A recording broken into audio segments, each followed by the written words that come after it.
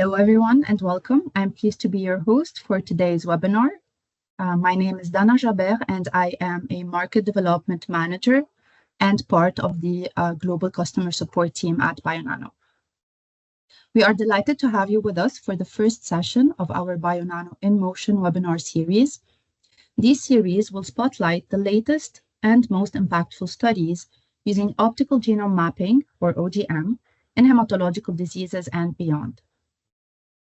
Today's session will focus on chromoanagenesis in acute myeloid leukemia, or AML.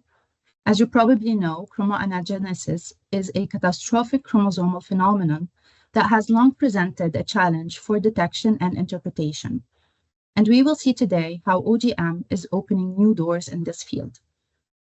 It is my honor to introduce our distinguished speaker, Dr. Guilin Tang, who is an MD, PhD, FACMG, and a professor in the Department of Hematopathology at the University of Texas MD Anderson Cancer Center.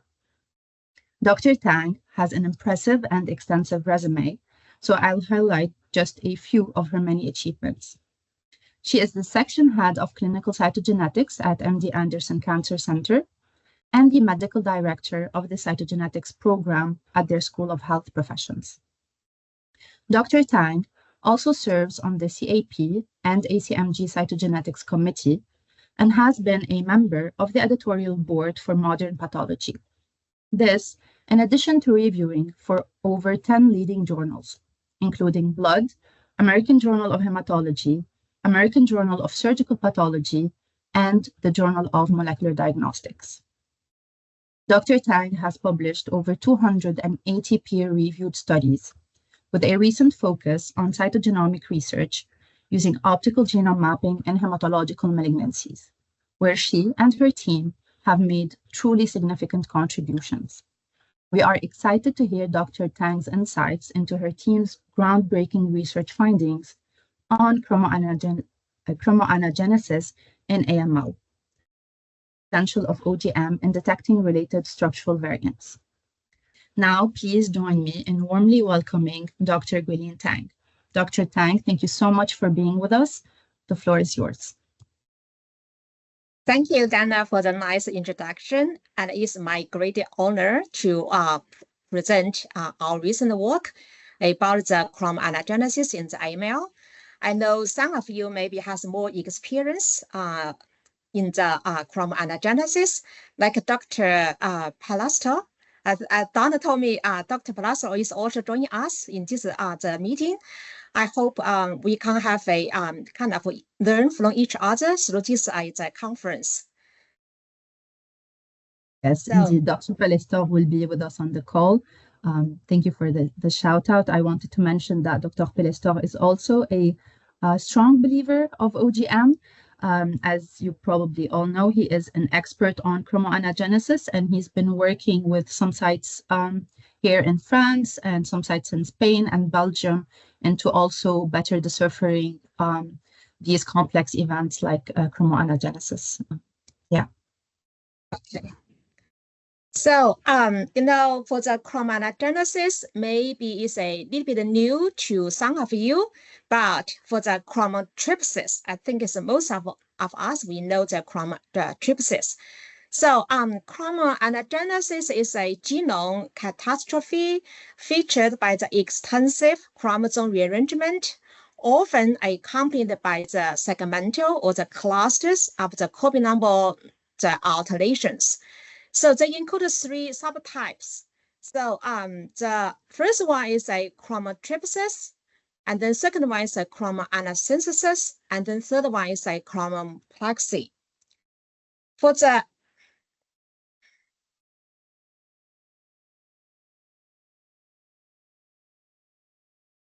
looks like I cannot. Okay. The chromotypesis often involves a few chromosomes, and then has a multiple break points in the usually is involved the region of the chromosome. Sometimes it's a whole chromosome area. So the chromosomes with sorry. So the chromosomes, you know, they can break into small pieces, and then they can resembling into a chaotic manner. So some of the, for example, like the chromosome C, they can assembling the fragments from the chromosome A on the B, and then also is in a different orientation. So this results in the extensive of the inter or the intra-chromosome rearrangement plus the segmental deletions, because some of the chromosomes, the fragments may be missed, you know, when the resembling. So we have the example here. So you can see, you know, so it's that has an extensive the chromosome rearrangement, and then involve the multiple chromosomes, like a chromosome 2, chromosome 12, like the chromosome 17, and then 20. I just use a chromosome 17 as an example. So you can see a extensive the chromosome rearrangement plus the copy number, the segmental copy number loss. You have the chromosome loss, and then you have the normal and then loss, normal and then loss. You know, it's a segmental the alteration of the copy number change. So for the chromoanagenesis, so this is why it is an arrow doing the DNA replication, because, you know, for the fork, the starting or the post, or the template switching, and then microhomology mediated the break induced replication. So a few fragments may be is missed during the replication, and then some fragments it is a reproduced the several times. They can result in the duplication or the triplication or some amplification of the few fragments. So this is why it is resulting in the extensive rearrangement plus a segmental gain, and then occasionally we see the deletions. The last one, we also has one example. It is is involved the chromosome 11. So I use amplified the one, you can see more clearly. So this one is only involved the chromosome 11, and then you'll see is most of it is intra chromosome, like the inversion or the fusion, maybe happens in the two sister chromate. So, and then the copy number change, you also can see the segmental, right? So some of them is lost, and then you can see the gain, the 3 copies, 4 copies, 5 copies, or the amplification. So, and then also in the structural allocation, you can see a loss of the structural abnormality, like this insertion, deletion, inversion, and then duplication. So this is one also associated with a we have it. This case has a very highly complex karyotype. So for the complexity, so this one it is first described in the prostate cancer, and it's more commonly seen in the solid tumor, but it's relatively rare in the hematological malignancy. So this one also involves the multiple chromosomes that has a multiple break points. So the chromosome break into the fragments, and then they come resembling into different chromosome. So this one is different from the first two. It is, you know, the usually has a less or no of the copy number change. So usually it's a chromosome the rearrangement. So we also has one example here. So you can see, you know, the has a dense the chromosome rearrangement involves the chromosome 6, and then like the 17, like the 18, but there is no the copy number change. So it is quite rare in the hematological malignancy. So this table is kind of summarize a few the difference between the 3 types of the chromoanagenesis, like the copy number change, right? So chromotripesis usually it is be present as a deletion.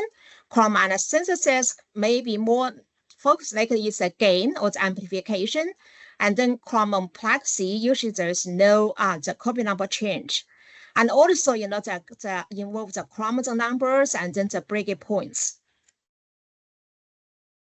And this is a slide is a kind of give us a clue how to differentiate with chromoanagenesis with other complex rearrangement. So chromoanagenesis usually features by the clustering of the breakpoints, and then the can show a oscillating the copy number of profiles and needs the two status. And then there's a roundness of the fragments rearrangement, and then there has a loss or retention of the heterozygosity in the involved region. So how is it about the chromoanagenesis in the AML? So the early studies is more focused, the using the sleep array or the array CGH, and then also is more focused on the chromotypesis, and then the chromoanagenesis and the chromoplexy is less studied.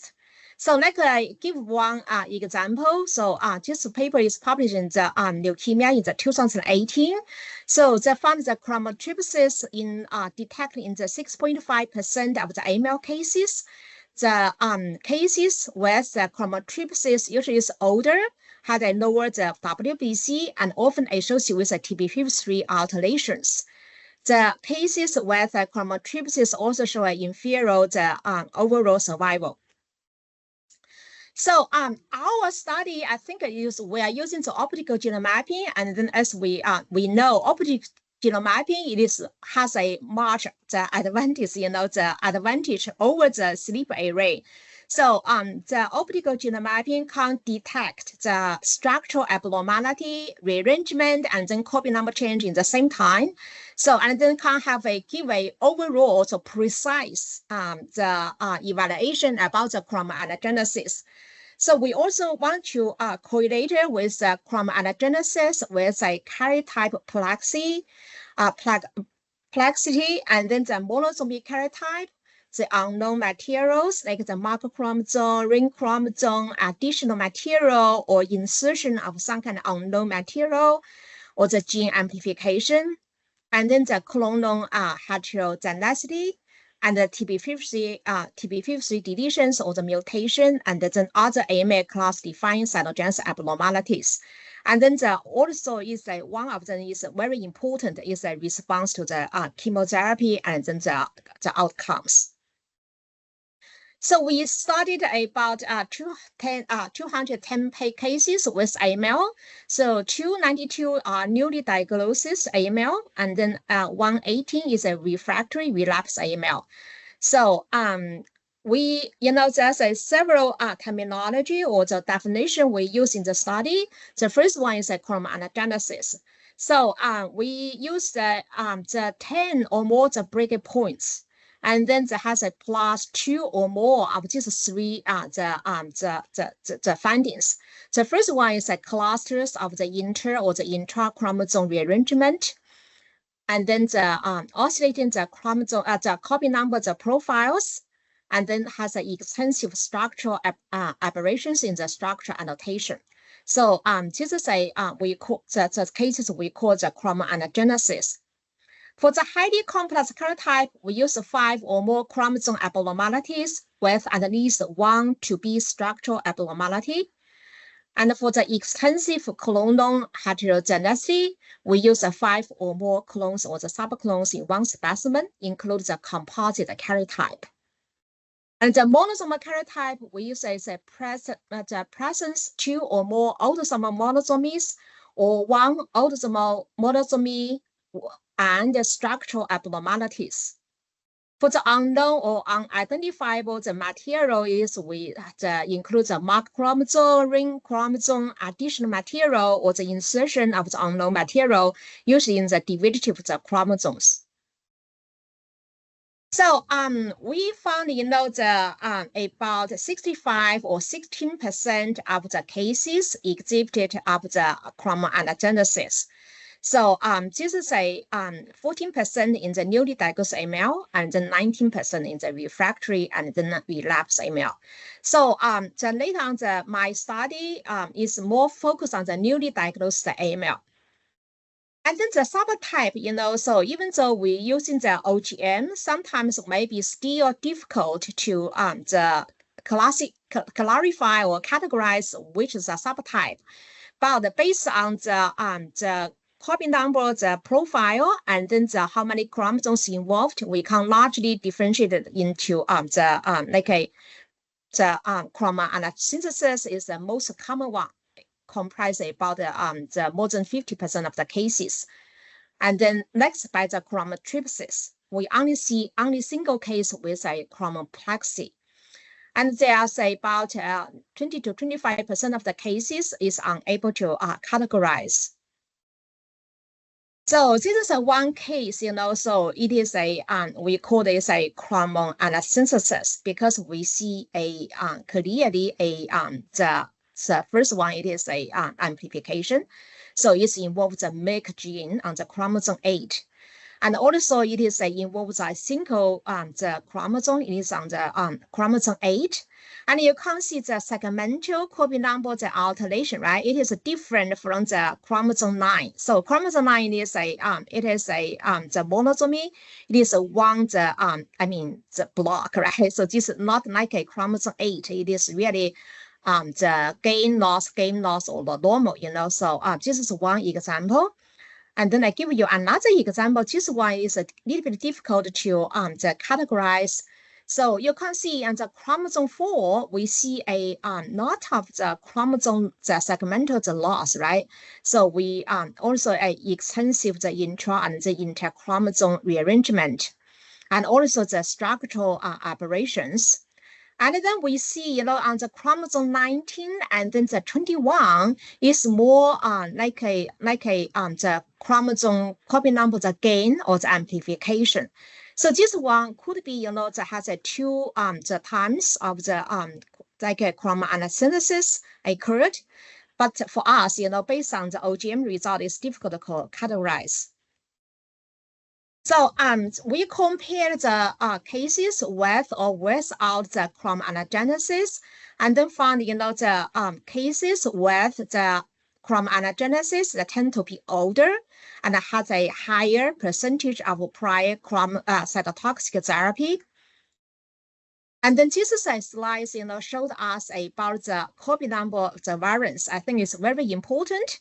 And then we see, the chromosome 11, the 12, and then the 17, and then 21. It is and then the 8. Is really commonly to involved. And then you can see the bright red, the bar, it means the deletion. We can see the chromosome 5, chromosome 7, and then 17p. Mostly it is focused on 17p and then the 18. It is is very common to see the deletion.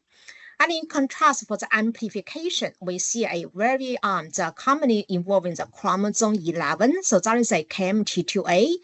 And then chromosome 8 is a MEK gene, and then chromosome 21. So this is one, usually it is a ROX1 gene, or sometimes does not involve the ROX1 gene, but it's a neighborhood, There's very common to see the amplification. So this slide shows you about the karyotype complexity. So we kind of divide it into normal and then 1 to 4 chromosome abnormalities and 1 to 4 chromosome abnormalities or 5 or more abnormalities. And you can see, the cases with a chromoanagenesis, 90% of the cases, showed a very highly complex karyotype. And then contrast is in the 9% in the cases without chromoanagenesis. And most importantly, I want you to see here, it is 60% of the AML with a highly complex karyotype had a chromoanagenesis.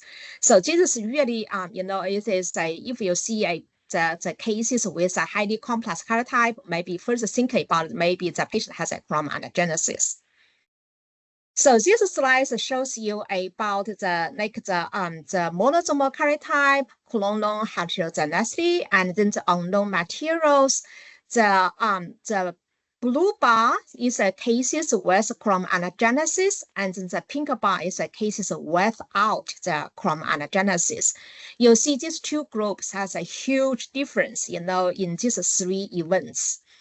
And most importantly, I want to see in here, it is, so about 2/3 of the AML patients with monosomal karyotype or the extensive clonal heterogeneity or the unknown chromosome material. So it may be contributed by the chromoanagenesis. It is a huge deal, you know. So and then this slide shows you that for the amplification. So also the blue bar, it is the cases with chromoanagenesis, and then the pink bar is the cases without chromoanagenesis. It is a huge. And also the most important thing you can see, you know, so 88% of the AML patients with the cases with the gene amplification, the cases has a chromoanagenesis. So, you know, so most of the cases, I would say, if you see the gene amplification is most likely is contributed by the chromoanagenesis. So just to give you the two examples about the one. So first one, it has a chromoanagenesis in the chromosome 8. You can see it's a very small region, right? That has a the amplification. So we see it's a double minute, you know. So it's kind of mimic. We see it's so small, you know. We mimic see in the like the OGM result. And in the another case, we see the 11. So that's a multiple region has an amplification. So we see a homogeneous stain region, use HSR. So this is almost loss of the original structure. So we put on the mark chromosome. And then this mark chromosome by fish also has a KMT2A amplification. So this slide shows you about the chromoanagenesis with a TP53 alternation. So this is a total the cases with a TP53 alternation. Blue is the cases with chromoanagenesis, and pink is the cases without the chromoanagenesis. You know. So, and the most interesting is a double hit. You know, so the cases has a the TP53 loss, and then has a also has a mutation. So about half of cases with chromoanagenesis show the double hit or triple hit, and then just 3.2% with the cases without the chromoanagenesis showed the double hit. So just kind of raise the question, you know, could be the TP53 and then chromoanagenesis has a synergistic the function, you know, the feature. So and then this is one I think is also very interesting, you know. So we had a cases, you know, so to kind of compare with the chromoanagenesis and then the AML define the like a chromosome rearrangement and then some of the common gene mutations.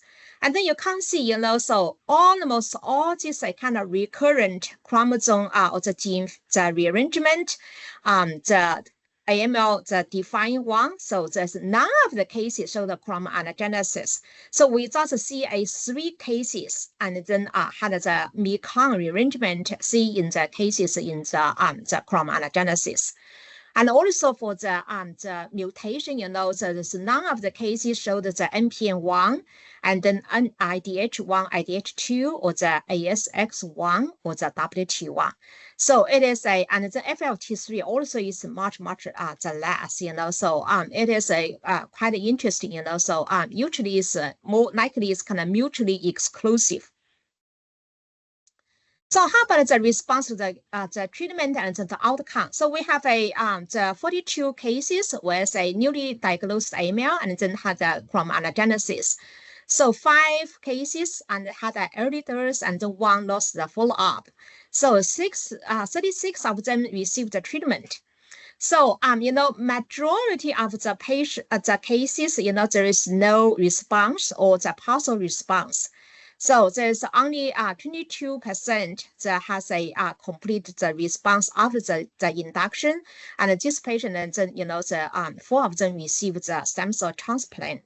So by the end of the follow-up, you know, there's 6 were alive in complete remission. So all these 6 patients received the stem cell transplant.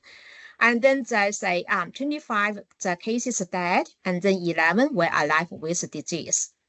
So we also compare the overall survival between the cases with the chromoanagenesis or without the chromoanagenesis. And you can see the median survival, you know, so the cases with chromoanagenesis doing much worse is 5 versus the 14 months. for the cases without the chromoanagenesis. And then we also compare the cases with chromoanagenesis and then the cases without chromoanagenesis but has a high risk AML.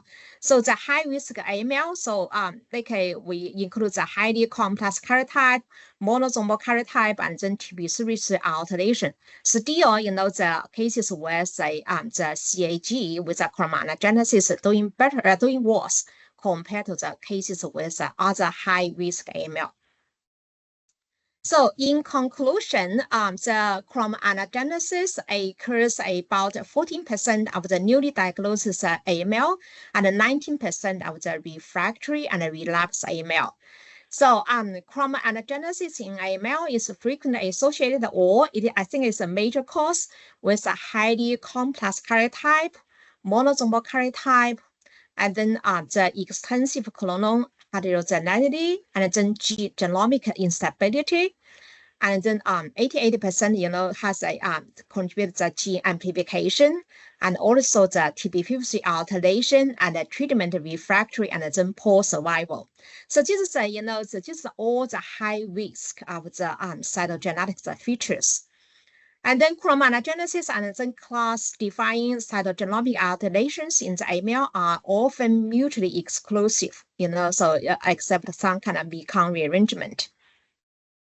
So our study, the result is published in AJH, and then if you have a interesting, you can look at the paper. Thank you so much, Dr. Tang, for this incredibly insightful presentation.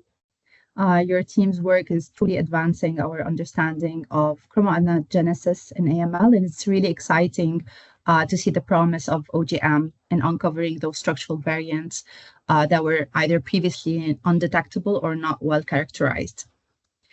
Once again, thank you so much, Dr. Tang, and thank you to all of you for being part of today's webinar. Have a wonderful day, and we look forward to seeing you at our next session. Thank you so much. Thank you. You all have a good day.